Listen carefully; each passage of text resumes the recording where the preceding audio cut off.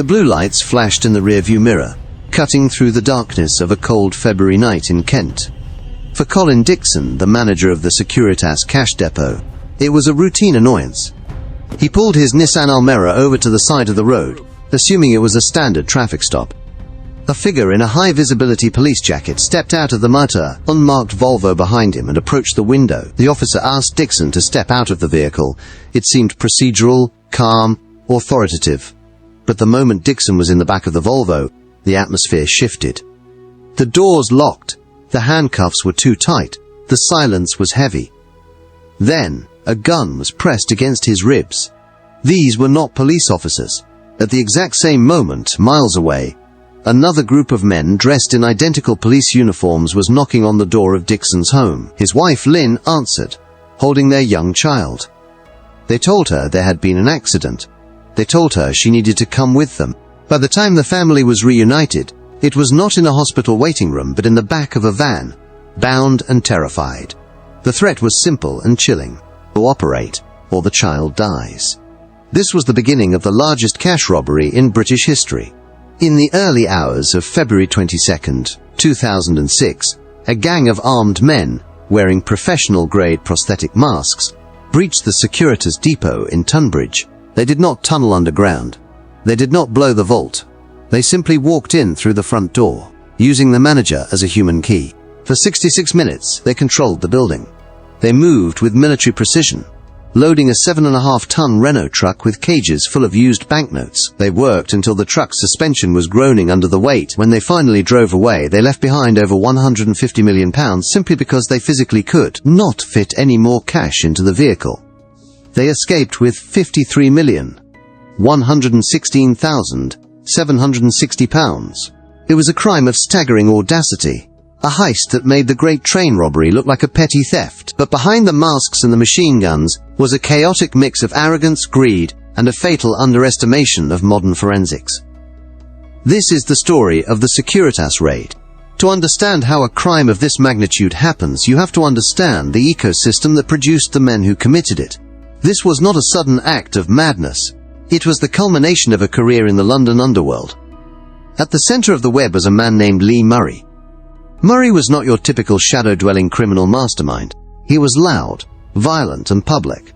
A cage fighter by trade, he was a legend in the mixed martial arts scene before the sport had hit the global mainstream. He was known for his speed, his aggression, and a street fight in London, where he allegedly knocked out a UFC champion in a brawl outside a nightclub. But fighting did not pay the bills. Not the way Murray wanted them paid. He lived a life of Ferraris, designer clothes, and flashing cash. He was a man who needed to be the king of every room he walked into. In the criminal fraternity of South London, he was respected and feared. He was a man who moved fast, earning the nickname Lightning not just for his fists, but for how quickly he could make things happen. Murray surrounded himself with a crew that reflected the changing face of British organised crime. It was a mix of old-school British gangsters and hardened criminals from the Balkans. There was Lea Rusha, a kickboxer and close associate of Murray. There was Jetmir Bukpapa, an Albanian national who provided the muscle and the connections to the depot. And there was the inside man, Emir Hasanaj, an Albanian who worked at the Securitas Depot. Hasanaj was the eyes and ears. He was the one who mapped the cameras, who timed the shifts, who knew exactly when the vault would be fullest. This was the new model of organized crime, a multinational syndicate pooling resources for a singular, massive strike. They did not just want to score, they wanted to retire. They wanted to empty the bank. The planning was meticulous, or at least it appeared to be. For months, they watched the depot. They watched Colin Dixon. They learned his route, his schedule, the car he drove. They sourced police uniforms, blue lights, and vehicles that could pass for unmarked squad cars. Perhaps the most disturbing detail of the preparation was the masks. They did not use balaclavas or stockings. They went to a professional makeup artist, claiming they needed prosthetics for a music video. They had custom-made latex faces created, grotesque caricatures of old men and police officers, designed to completely alter their appearance, while allowing them to speak and see clearly. It was a touch of theatricality that showed their confidence. They believed they were writing a movie script, not just committing a crime. On the night of the heist, the plan was executed with terrifying efficiency. Once they had Dixon and his family secured, the convoy moved to the depot. Dixon, with a gun to his head, radioed the control room. He told the staff to open the gates. The staff, seeing their manager's car and a police van, obeyed. Once inside, the gang moved fast.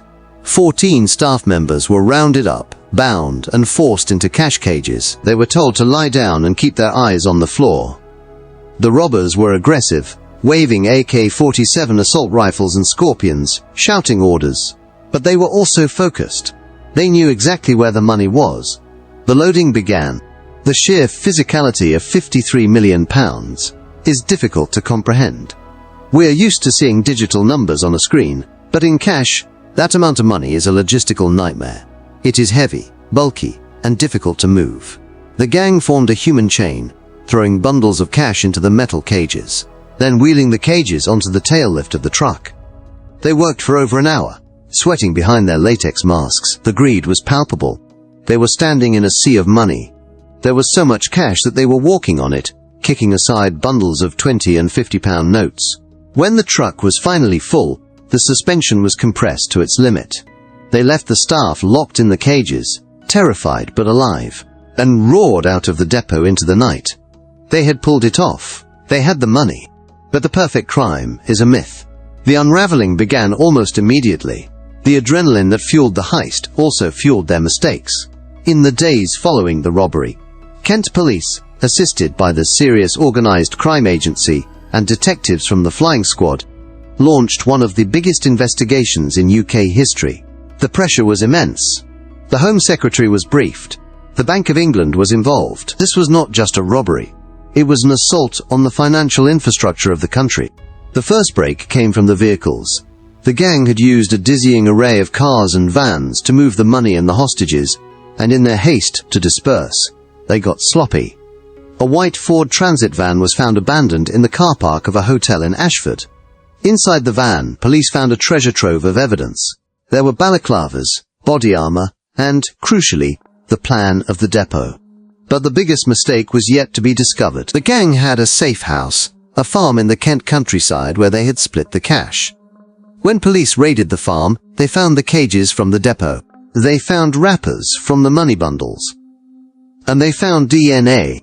The forensic investigation was a masterclass in modern policing. The gang had been careful in some ways, burning phones and switching cars. But they could not scrub their biology from the scene. DNA matches began to ping on the national database. The makeup artist who made the masks saw the news coverage and realized with horror what her creations had been used for. She contacted the police. She had the molds. She had the names. The disguise that was supposed to make them invisible became the thing that identified them. One by one, the crew was picked up. Leah Rusha, Jetmir Butchpapa, Emir Hysanaj. The police were kicking down doors across London and Kent, recovering millions of pounds in cash. It was found in car trunks, stuffed into duffel bags, hidden in lofts. But the money recovered was only a fraction of the total haul. Over £30 million was still missing, and so was the ringleader. Lee Murray had fled. 4 days after the robbery, while his crew was scrambling to hide the cash, Murray slipped out of the country. He made his way to Morocco. It was a calculated move. Morocco has no formal extradition treaty with the United Kingdom. Murray believed he was untouchable. He set himself up in a luxury villa in an upscale district of Rabat. He spent money freely, buying property, cars, and living the life of a retired kingpin. He thought he had beaten the system. He thought the line on the map protected him. But he underestimated the political pressure of a £53 million theft. The British government was not going to let the architect of the country's biggest heist sip cocktails in the sun. Diplomatic channels were opened. Intelligence was shared. For months, Murray lived in a golden cage, watched by Moroccan authorities who were coordinating with their British counterparts. The end came not with a quiet knock, but with a siege. Moroccan police surrounded his villa. Murray, true to his nature, did not go quietly. There were reports of a standoff, of drugs found on the premises. He was arrested, but not for the heist, at least not initially. He was charged with local crimes in Morocco. What followed was a legal labyrinth that lasted for years. The British authorities were desperate to get him back to stand trial at the Old Bailey, They wanted him in the dock alongside his county conspirators. But the Moroccan judicial system is complex and fiercely independent. Murray fought extradition with every penny he had stolen. He claimed Moroccan citizenship through his father. He used every loop in the law. Back in the UK, the trial of his crew began. The evidence against them was overwhelming. The jury heard about the terror of the Dixon family, the guns, the masks. They saw the surveillance footage. Rusha, Bukpapa, Hissanaj, and others were convicted and sentenced to decades in prison. The judge called them ruthless and arrogant. They were locked away, their lives effectively over. But Murray remained in Morocco. The extradition battle ultimately failed. The British could not get him back. However, they secured the next best thing. In a rare deal, Murray was tried in Morocco for the robbery in Kent. The Moroccan court was not lenient. Initially sentenced to 10 years, his sentence was later increased to 25 years upon appeal. The cage fighter who wanted to be a kingpin was left to rot in a North African prison, far from the celebrity status he craved in London. The Securitas Depot robbery stands as a monument to the hubris of the British criminal underworld. It was a crime that required military precision to execute, but fell apart due to amateur mistakes and the sheer impossibility of hiding that much physical cash. The legacy of the heist is still felt today, as security protocols at cash depots were overhauled globally. The way police investigate organized crime shifted, focusing heavily on the financial footprint and the international connections of gangs. And then, there is the money.